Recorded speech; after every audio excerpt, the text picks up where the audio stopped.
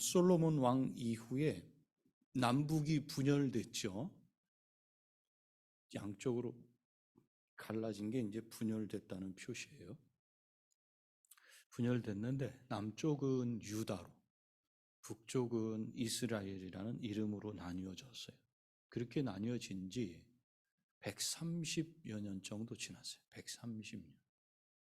130년 정도 지나서 북쪽 이스라엘엔 누가 다스렸냐면 여로보암 2세가 다스렸어요. 우리가 엘리야가 시내산에서 세미한 음성 가운데 들었던 예후 왕조의 왕이에요. 여로보암 2세는. 그 여로보암 2세가 왕이 됐어요. 그런데 이때는 어떤 때였는가? 40년간을 통치를 하는데 이스라엘 영토를 솔로몬이 차지했던 하맛 어기, 시리아 땅이에요. 하마라고 하는 하맛 어기부터 아라바 바다, 어디냐면 염해 혹은 사해 바다, 그 지역까지의 영토를 차지하고 있었어요. 솔로몬이 차지했던 영토 정도를 차지하고 있었어요. 크게 번영하고 있던 시대였어요. 그런 시대가 한 40년 번영하던 시대. 그러나 화려해 보이는 정치적인, 경제적인 성공의 내부를 들여다보면 부자는 더욱 부유해지고 더욱 부자가 돼요. 부자는. 돈 있는 사람은 계속 부자가 되고 돈이 없는 사람, 가난한 사람은 한도 끝도 없이 가난해지는 양극화. 이게 가장 심했던 그런 때였어요. 또 종교적으로는 우상 숭배가 아주 만연해 있었어요. 그리고 도덕적으로는 살인, 강도, 간음 이런 범죄와 또 사치, 향락, 쾌락 이것을 위한 향연 이런 것들의 그 사회학이 뿌리 깊게 내려진 상태였어요. 한마디로 물질적으로는 아주 풍요롭고 영적으로는 타락한 시대, 어두운 시대가 바로 번영의 시대였던 여로보암 2세 때였다. 바로 이때 하나님께서는 아모스 선지자를 보내셔서 사회의 정의와 공의가 이렇게 무너져서는 안 된다 이렇게 말씀하셔요. 이 아모스 선지자는 북이스라엘에 거주하고 살았던 사람이 아니었어요. 이 사람은 남쪽에 예루살렘으로부터도 아래쪽으로 160km 정도 사해 바로 옆쪽에 붙어있는 드고아라고 하는 평야, 거기 풀이 많아가지고 목초가 많아서 이제 양을 치고 그럴 수 있는 그 초장지대인 드고아, 거기서 목자를 하고 있던 사람이었어요. 양치는 목자였어요. 어느 날 그 드고아의 아모스에게 하나님의 말씀이 임하고 하나님의 말씀을 받은 아모스가 북이스라엘의 수도인 사마리아까지 올라가서 거기서 하나님의 심판의 메시지를 선포하면서 회개하고 하나님께 돌아오라고 외치는 말씀이 오늘 본문의 말씀이에요. 우리는 지금 어떤 시간을 보내고 있는지를 한번 보는 거예요.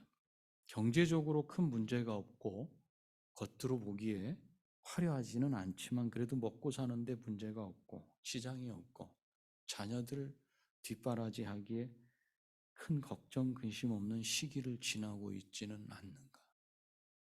동시에 가난한 사람은 더욱 가난해지고 부자가 되는 건 꿈도 꿀 수 없고 부자는 더욱더 부자가 되는 그런 시대를 살고 있지 않습니까? 지금 이 시대가. 더군다나 영적으로는 아무런 관심이 없는 영적인 암흑기를 지나고 있지 않습니까? 그렇다면 지금 우리도 북이스라엘의 여로보암 2세 때의 시대와 크게 다를 바가 없다고 볼 수 있어요. 그러면 지금 오늘 우리에게 주시는 이 말씀을 통해서 우리의 신앙의 상태는 어떤지 한번 듣고 우리가 돌아서야 된다면 돌아서고 하나님 앞에 이 시대 가운데서도 내가 영적으로 어두워지지 않도록 인도하신 것은 철저한 하나님의 전적인 은혜였습니다 하면 또 감사하는 시간으로 이렇게 받았으면 좋겠어요. 이스라엘 백성들이 이제 절기에 한 곳에 모여 예배해요. 절기가 되면, 명절이 되면 한 집안에 모이는 것처럼 이스라엘은 절기를 따라서 함께 모여 예배하고 찬양하고 춤추고 마시고 기뻐하고 그래요. 그런데 갑자기 그 잔치집 같은 그런 분위기에 아이고 아이고 하는 초상집에서 들을 수 있는 곡소리가 난다면 그곳 분위기가 어떨 것 같아요?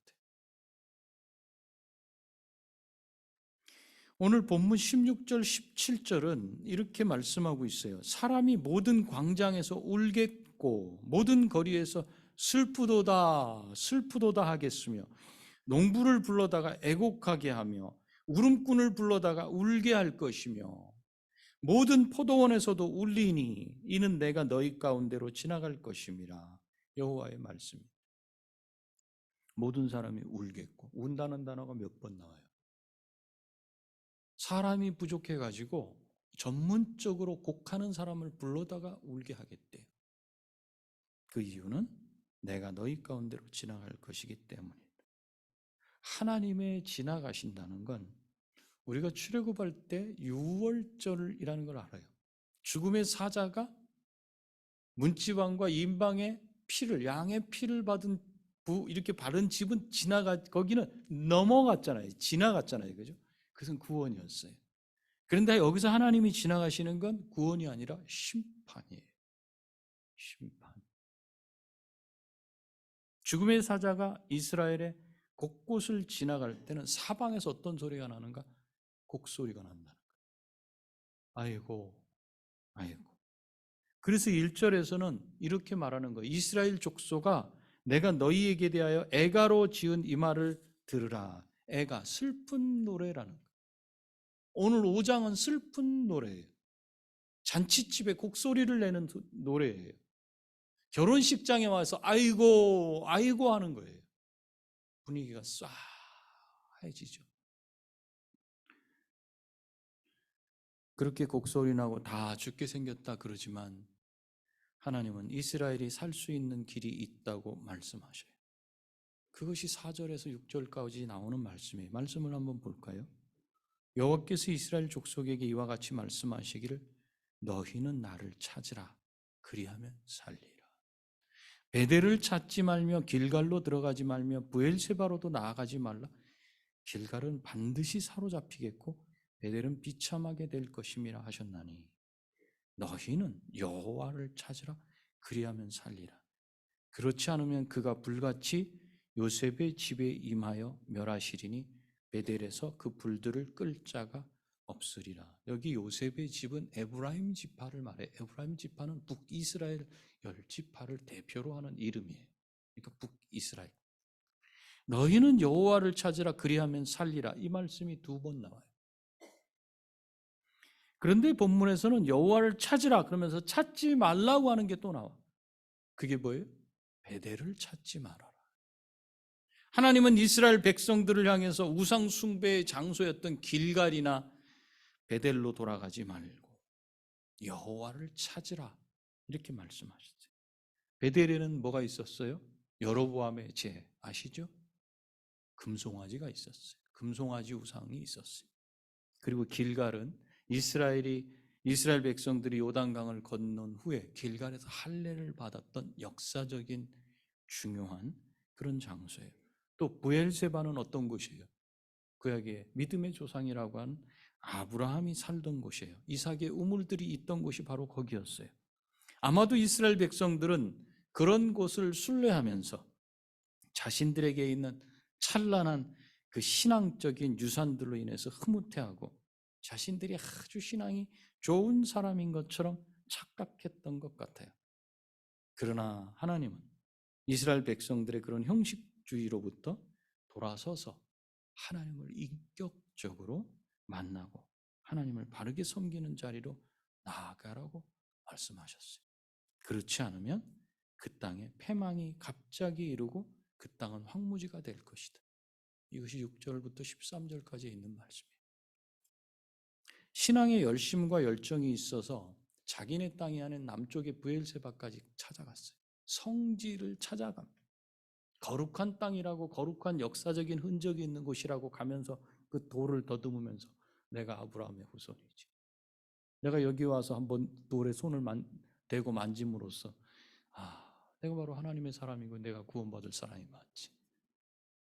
이렇게 스스로 자만하고 있는 그 사람들을 향해서 패망이 갑자기 이를 것이다.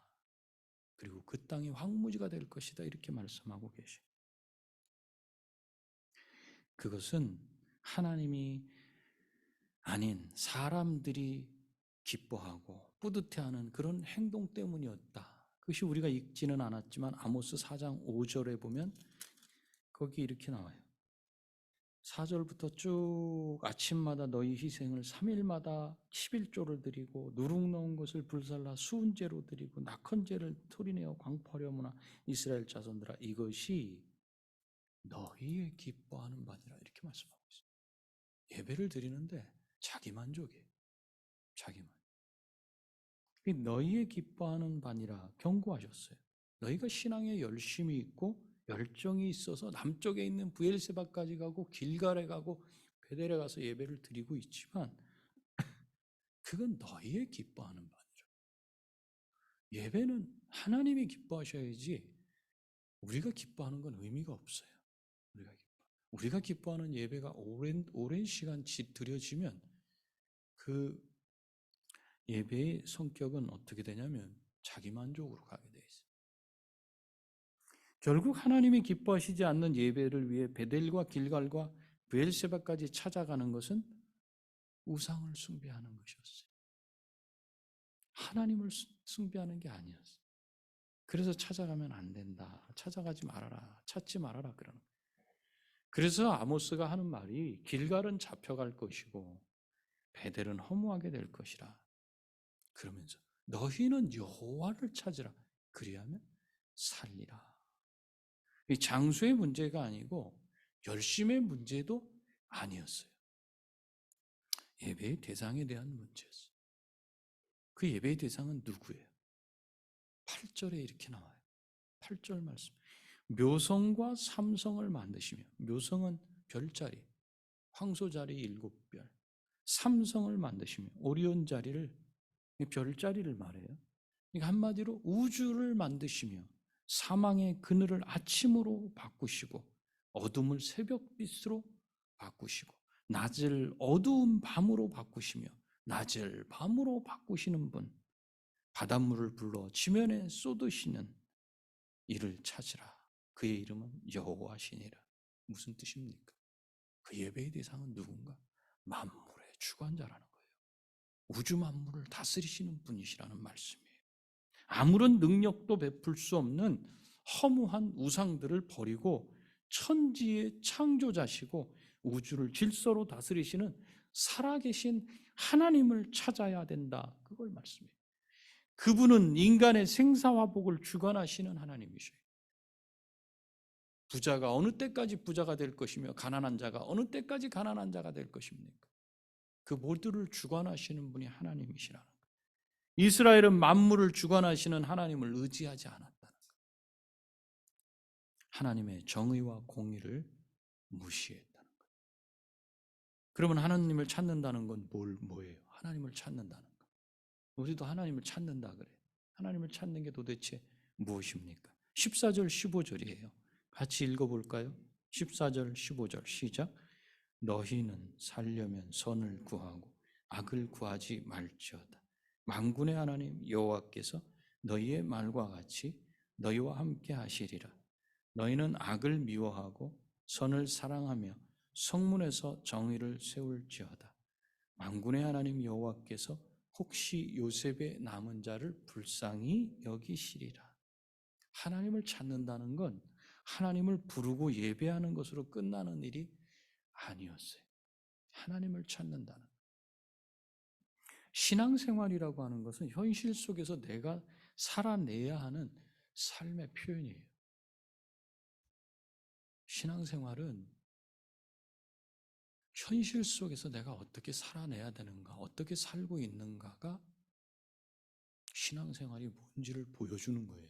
나 스스로도 이해하고 주변 사람에게 저 사람은 예수 그리스도를 믿는 사람인데 삶 속에서 살아가는 걸 보면서 예수님을 그 삶에서 본다고요. 그 삶에. 그게 표현이야, 나의 표현.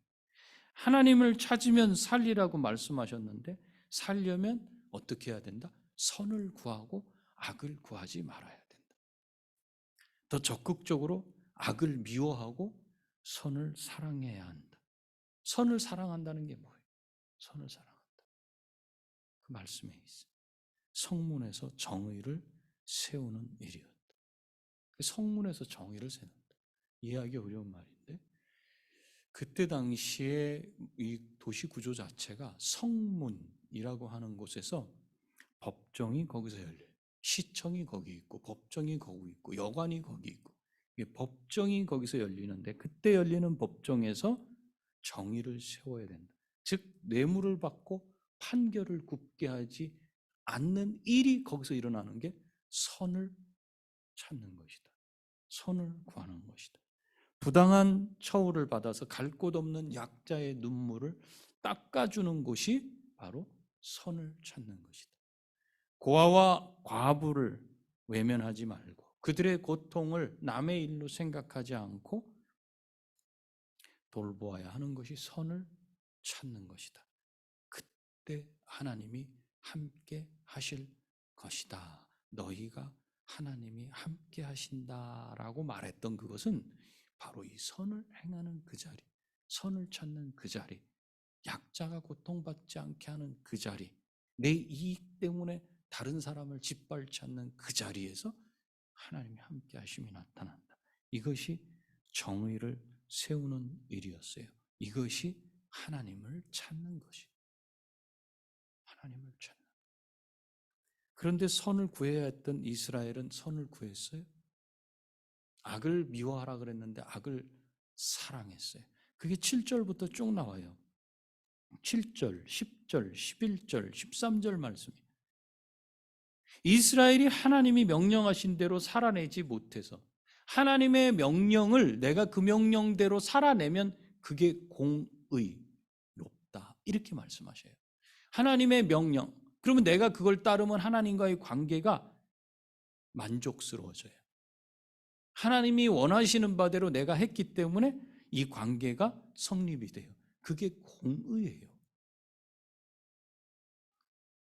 그러니까 이스라엘이 하나님이 명령하신 대로 살아내지 못해서 7절에 있는 말씀 공의를 쓰디쓴 독초로 변하게 했어요. 그래서 사람들을 죽였을 때 법정에서 바른 판결을 해서 사람을 살려야 했는데 정의를 무가치하고 쓸모없는 들풀처럼 생각해서 땅에 그냥 버려버렸다는 거예요. 그게 7절 말씀이에요.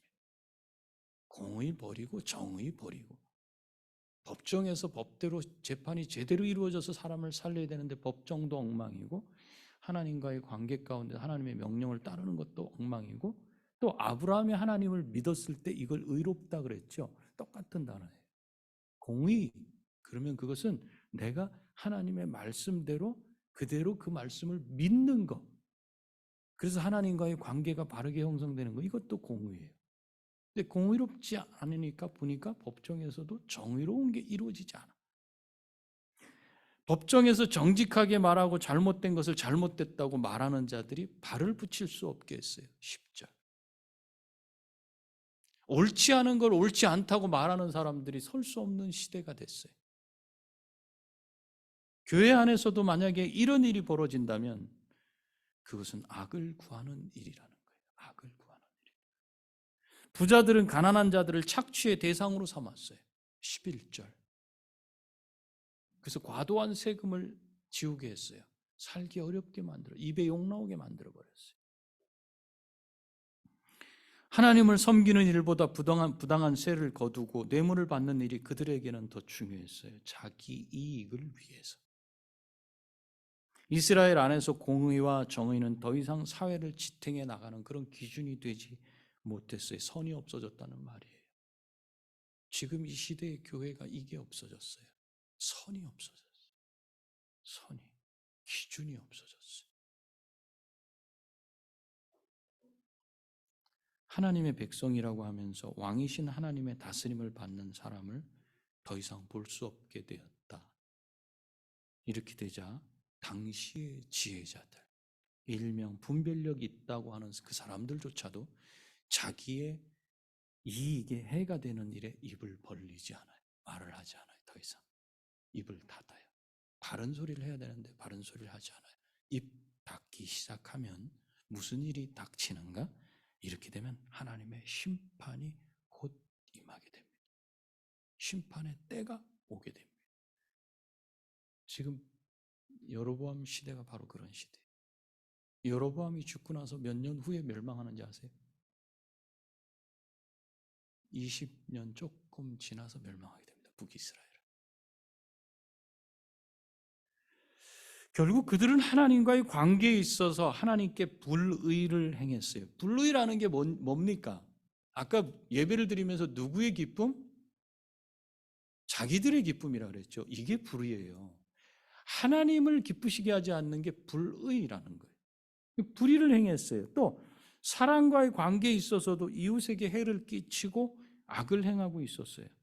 가만히 보면 하나님과의 관계가 바르지 않으면, 정말 우리가 하나님과의 관계에 있어서 열심을 내고 하나님을 기쁘시게 하는 일을 하지 않는다면 그건 동시에 누구를 위해서 해를 끼치는 것으로 가냐면 사람을 위해서 해를 끼치는 걸로 가요. 그러니까 사람과의 관계도 깨져요. 절대 신앙은 하나님과의 관계가 좋은 사람이 사람과의 관계가 그러니까 깨지는 일이 없어요. 거꾸로 이럴 수는 있어요. 사람과의 관계는 좋아요. 그런데 하나님과의 관계는 안 좋은 사람이 있어요. 이럴 수는 있어요. 그러나 정말 하나님과의 관계가 바른 사람은 사람과의 관계가 나쁘지 않아요. 이 나쁘지 않다는 것은 보편적인 상황에서 말하는 거예요. 질서가 깨진 사회에서는 안 돼요. 왜요?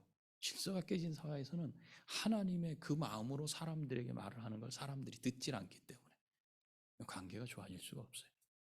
그때는 어떻게 되는가? 입을 닫아요, 이제. 그때부터는. 그러면 하나님의 심판의 때가 곧 온다는 거예요. 하나님의 공의와 정의. 공의라는 거는 하나님의 법, 그거를 내가 잘 순종해갖고 하나님께서 기쁘시게 받으면 이게 하나님이 의롭다고 하시는, 이게 하나님의 공의예요. 내가 믿음으로 하나님 앞에 반응하면 하나님은 하나님 말씀하신 것에 내가 믿음으로 반응했기 때문에 그것을 의롭다 이렇게 보셔요. 이게 공의예요. 하나님과의 관계에 있어서. 정의라고 하는 것은 법정에서 판결하는 걸 말해요. justice 이렇게 말하잖아요. 정의는 뭐예요? 하나님과의 관계가 바로 된 사람이 세상 법정 가운데서, 세상 가운데서 정해진 질서에 따라서 사람을 대하는 거예요. 그런데 그렇게 대하지 않는 정의, 이게 깨져요. 공의와 정의는 반드시 요구하는 열매가 있어요. 하나님의 공의와 정의는 반드시 자비를 실천하도록 요구해요. 자비. 불쌍히 여기는 것을 몸소 보이라는 걸 우리에게 요구해요. 신약에서는 야고보서 1장 27절에 이 말씀이 있죠. 하나님 아버지 앞에서 정결하고, 야고보서 한번 열어줘 보세요. 1장 27절. 하나님 아버지 앞에서 정결하고 더러움이 없는 경건은, 읽어볼까요? 시작. 곧 그 환난 중에 돌보고 또 자기를 지켜 세속에 물들지 아니하는 그것이니라. 하나님 앞에 정말 공의와 정의를 쫓는, 하나님 앞에 경건한 사람은 누군가?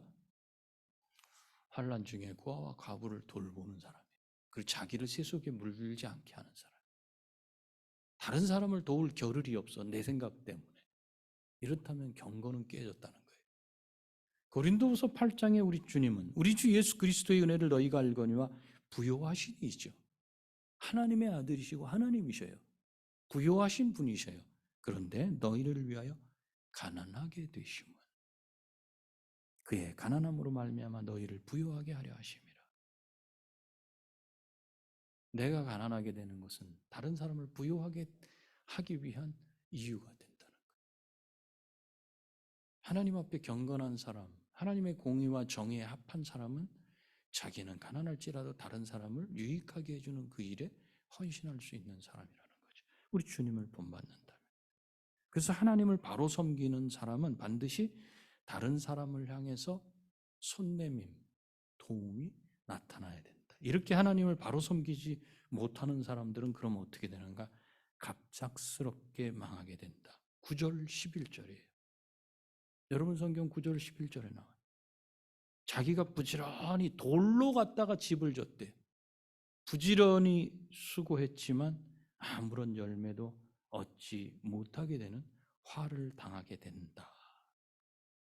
9절에 그가 강한 자에게 갑자기 패망이 이르게 하신즉 그 패망이 산성에 미치느니라. 산성이 뭐죠? 자기가 의지한 거예요. 자기가 축적해 놓은 거예요. 산성에 딱 있으면 아무도 침범하지 못할 것이라고 하는, 이제 나는 그 정도 올라섰다고 하는 그런 자기가 사랑하는 그것, 거기에 하나님의 패망이 갑자기, 잊지 마세요. 갑자기. 너희가 비록 다듬은 돌로 집을 건축하였으나, 가치 있는 것들로 귀하게 만들었으나 거기 거주하지 못할 것이요. 아름다운 포도원을 가꿨으나 그 포도주를 마시지 못하리라. 뭔가를 이루었으나 누리지 못하게 될 것이다. 왜? 이 세상을 다스리시는 분은, 저와 여러분의 생사화복을 주관하시는 분은 만왕의 왕이신 하나님이시기 때문에 그렇다고 말씀하고 있습니다. 이제 말씀을 맺을게요. 이 역사의 주인은 하나님이십니다. 우리가 살고 죽는 것은 누구한테 달렸어요? 하나님께 달렸어요. 하나님께. 눈앞에 있는 그 작은 것들, 그것이 다인 것 같아서 그것이 다 안 돼서 중례살해하는 그것들, 하나님의 손에 다 있다고.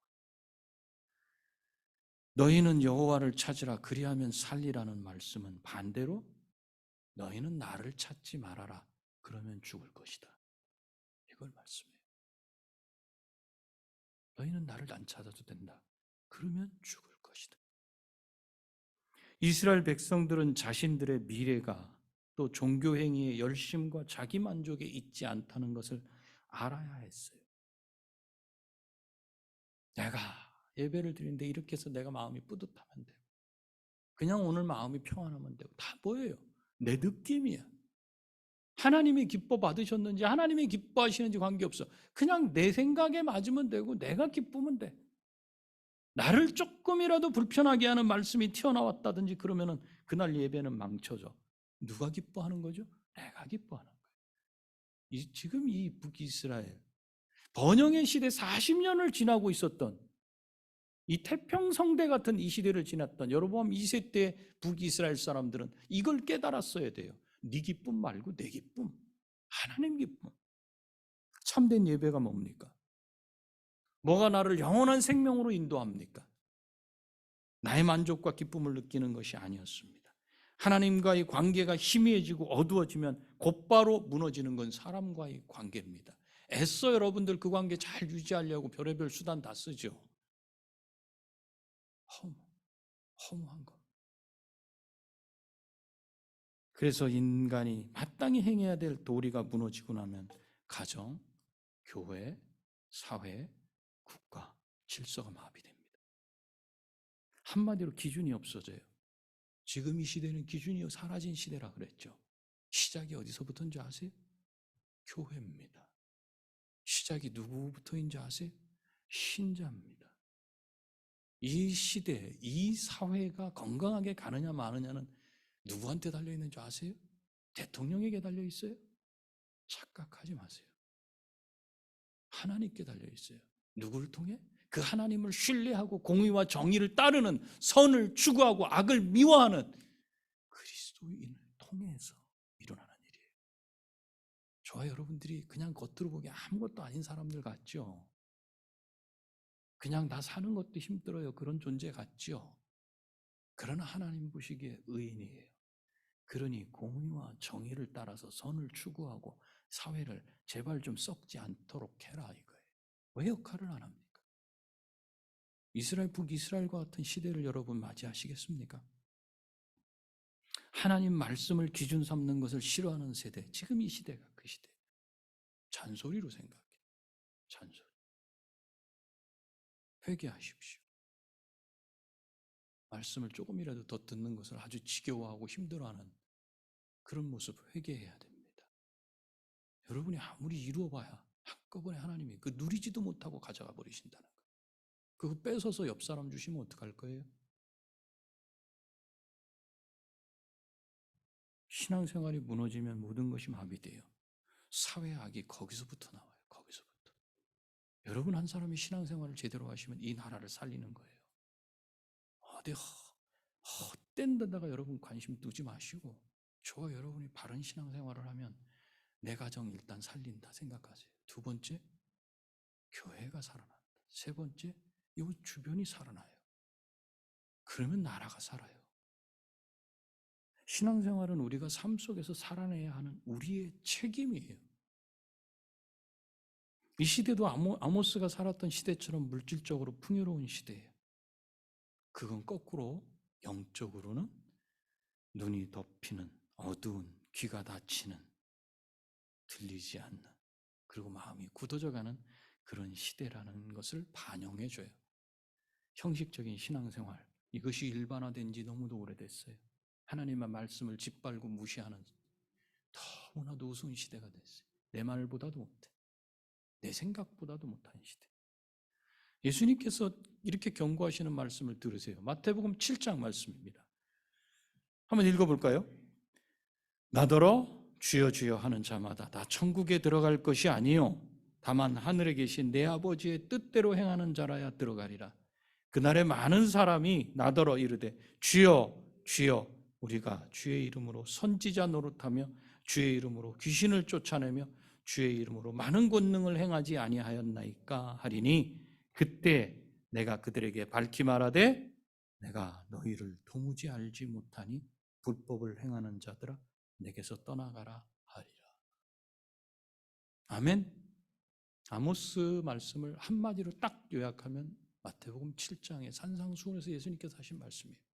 그때 너희가 내가 별걸 하나님 나라를 위해 다 했는데요 나는 너를 모르겠다. 불법을 행하는 자야. 떠나가라 내게서.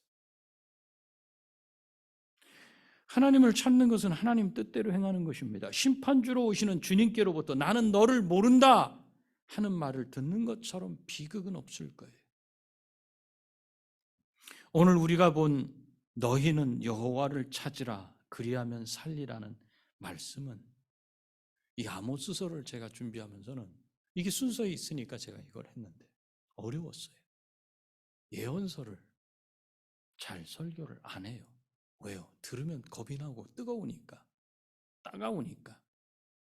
그래서 시간이 오래 걸렸어요. 제가 이거를 설교를 하려고. 아모스서를 한마디로 말하자면 죽는다는 거죠.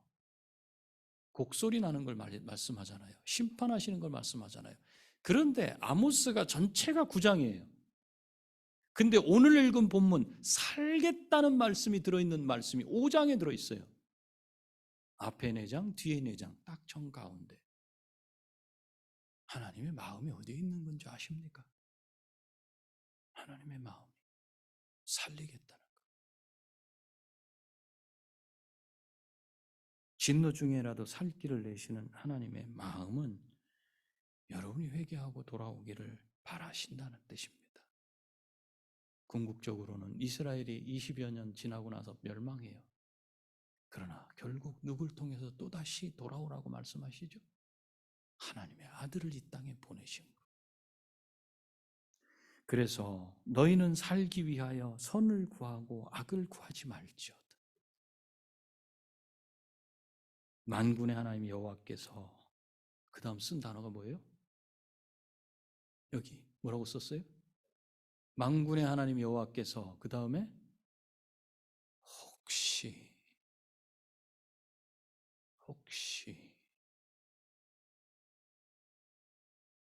요셉의 남은 자를 긍휼히 여기시리라.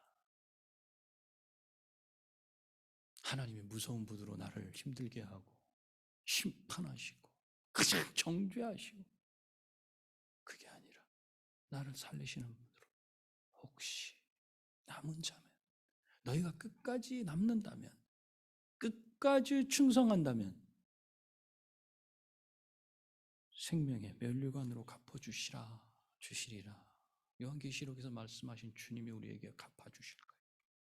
정의와 공의가 강물처럼 흐르게 하는 삶을 살아내는 것이, 하나님과의 관계가 제대로 연결이 돼서 믿음으로 나가고, 그런 관계 가운데서 사람과의 관계에서 내가 손해본다 할지라도 하나님의 법에 어긋나지 않게 그렇게 살아갈 때, 그것이 하나님을 찾고 악을 버리고 선을 구하는 길이에요. 그 길만이 우리가 살고, 가정이 살고, 교회가 살고, 사회가 살고, 국가가 살 길임을 기억하시기를 축원합니다. 기도하시겠습니다.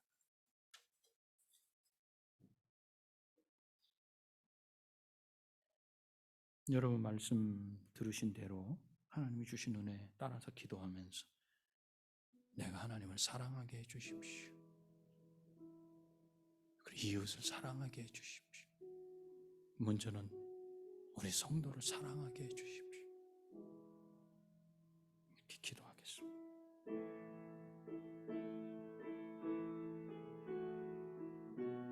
주님 도우시옵소서.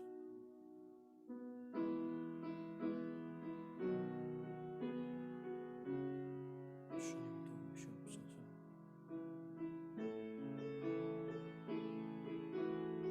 불쌍히 여기시옵소서.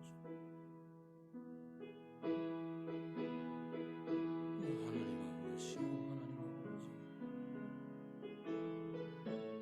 하나님 아버지, 불쌍히 여기시옵시고 주님 도와주시옵소서.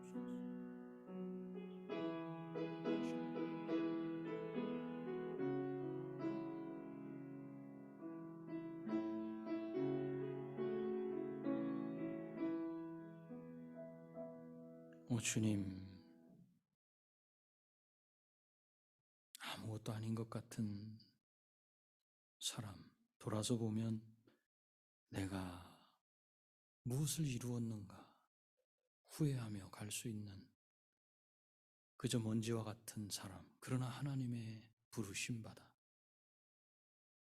예수 그리스도의 보혈로 값을 치르고 하나님의 은혜로 살림받아 하나님과 화목케 된 존귀한 자로 이 땅 가운데 놓으셨음을 이 시간 다시 깨닫습니다. 그러나 우리의 삶이 공의 하나님과의 관계를 분명히 하지 아니할 때 사람과의 관계도 흐려지고 그저 내가 한 평 한 평 내 땅을 넓혀가고 한 층 한 층 내 집을 올릴 수는 있다 할지라도 내 영적인 눈이 감기고 마음이 닫혀서 사람과의 관계가 이익을 따라 행해지는 그런 악한 길로 갈 때 하나님의 심판이 임할 수밖에 없음을 배웠습니다. 우리 여기 믿는 자들이 이 땅 가운데 선을 추구하고 악을 미워할 수 있도록 은혜 베풀어 주시옵소서. 공의와 정의를 물이 흐르듯이 흘려내는 삼본 무지개 교회 모든 성도들 다 될 수 있도록 복을 내려 주시옵소서. 예수님의 존귀하신 이름으로 기도하옵나이다. 아멘.